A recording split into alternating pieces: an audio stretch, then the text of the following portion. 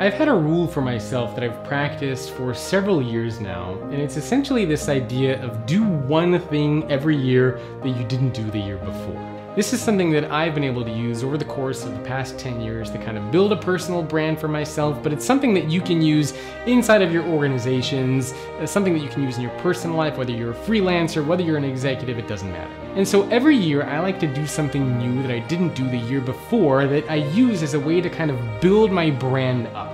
So, for example, for a while I was just doing social media, and then all of a sudden one year I decided, you know what?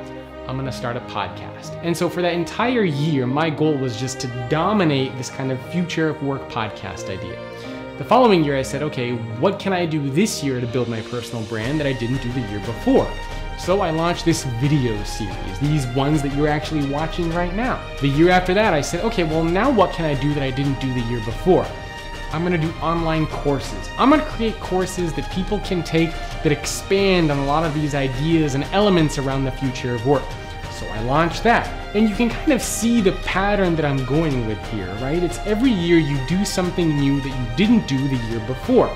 And these are usually pretty big things, right? Launching a podcast, launching a video series, creating a course. I'm not just talking about little like, I'm gonna take a 3-month course on this, or I'm gonna spend 1 week doing this. I'm talking about like making these things foundational elements of how you think and how you work.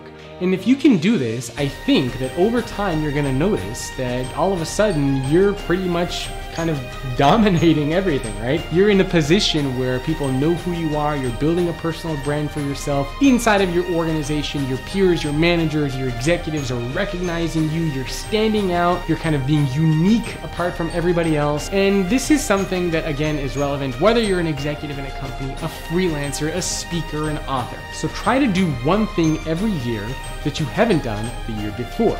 Get good at it, make it a new core foundation of who you are and how you work, and the year after that, you build, and you build, and you build.